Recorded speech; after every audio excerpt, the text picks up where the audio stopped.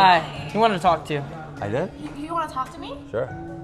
Wait, He are did. you trying to me or what? What? Okay, I'm shy. I'm It's Braden. a bit funny. Nice to meet you. I know you stared at me, but Huh? You saw that? yeah, but you didn't come up to me. I don't like shy guys. We're doing a stream. I'm not that into you, really. You're not that into me? I would have came over to you. Oh. Yeah. Your maxilla is quite recessed, you What know. does that mean? Just like your. English is not my first language. Oh yeah, so you have like a recessed maxilla, so I can't. What does that mean? And, you know, like your upper jaw, it's just a little recessed, so I can't. I mean, you know what I mean? Are you looking at me? I don't know what that means. I'm trying to can you explain to me what does that I don't mean? know. Yeah, it's just like a developmental flaw. It's no worries, but not into you. It's all good. Is Clavicular playing like some 4D chess? Right now, he's just met this girl and he's telling her that she's unattractive. Not just that, he's telling her what her flaws are. Is this the kind of world that we want to live in? We approach each other and the first thing we do is say, you're ugly. You're ugly because your jaw is not shaped properly. But what the hell is a recessed maxilla? What the hell? I was thinking about it and then I found this video. I wanted to know, curiosity, what is this whole maxilla and looks maxing thing all about? Check this out, look.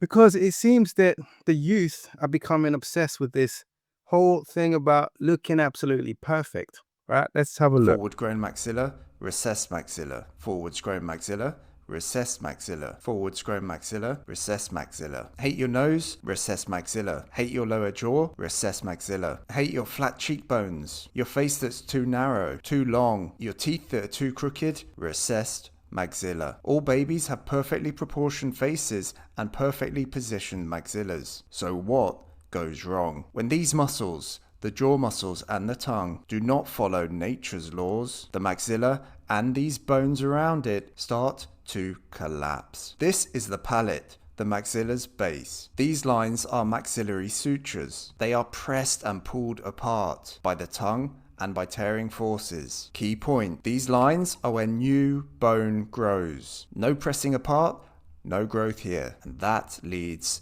to a recessed maxilla. It will collapse. And a vaulted palate, a narrow face, sunken cheekbones, a nose that looks too big, lips that look too thin, impacted wisdom teeth, crooked teeth, malocclusion, etc. When you mouth breathe, the tongue rests too low, offering zero maxillary support. Kids who mouth breathe also adapt how they swallow, so the tongue no longer presses hard against the palate. This is exacerbated by spoon feeding purees instead of offering tough, hard foods. Babies learn to swallow in another way when the spoon is still in the mouth. Bad news if you're trying to avoid a recessed maxilla. Babies who use pacifiers can also learn to habitually keep their tongue lower in their mouth. Mouth breathing also affects body posture. When the tongue is down here, it drops back in the throat. So this ideal head to neck ratio becomes this unnatural head to neck ratio. See the change in facial structure too? And when the jaws become recessed, there is less room for the tongue in the mouth anyway. Kids who don't use their hands to tear food away don't pull apart these maxillary sutures either. The jaw muscles are the strongest muscles in the human body. So what do parents do? They make chewing as easy as possible for their children. These muscles are so underused that people even use the terms weak jaw or slack jaw as insults. And weak jaws contribute to jaw deformation. Recessed maxillas, the upper jaw, and recessed mandibles, the lower jaw. The maxilla is the dominant facial bone. It's front and center, and where it leads, the other bones around it follow. A recessed maxilla causes flat, narrow cheekbones, and a recessed lower jaw too. When your tongue rests on the palate, your lips are sealed, and your upper and lower teeth are lightly touching. This guides the lower jaw forwards. Don't do these things, and the lower jaw collapses and falls back too. Here is an ancient skull. See how forward grown it is. Now let's overlay an average of healthy, modern Swedish soldiers on top. See the recession that's taken place with the maxilla and the mandible? That's because parents today don't make their children follow this beauty quadrant and this health quadrant. When kids naturally follow these, their maxilla does not recess, and natural facial proportions are retained from birth to adulthood. You can tell how a maxilla is grown by looking at this line from the eye down the cheek. If it drops down straight like this, that's a recessed maxilla. The more it comes out like this, the more forwards grown the maxilla is. Just as no 6-month-old toddler today has a recessed maxilla, no adult before industrialization had one either. We used to know all of these lessons intrinsically, and there are echoes of the lessons that we were taught to develop healthily even today. Close your mouth, chew your food, stand up straight. But the true value of these lessons was forgotten when first we became industrialized,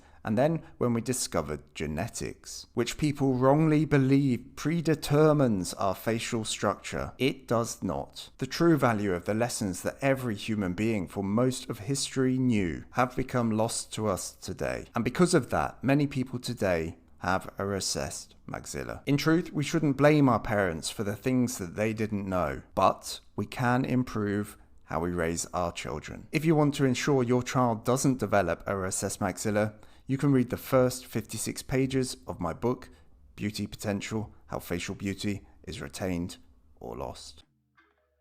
Well, we can tell that Clavicular has definitely read this book. So what this guy's trying to say is that we're not supposed to be ugly. Apparently we're ugly because our parents fed us the wrong food and we learned the wrong habits. That's something to think about. It is definitely something to think about. However, is it okay to meet someone, a female that you just met, and tell her that she's ugly because she has some kind of facial deformation because her parents did not teach her how to eat her food properly and they didn't teach her the correct habits? Let me know. Is clavicular good for society, or is this a bad thing? Are we going down the road of endless plastic surgery, insecurity, and unhappiness?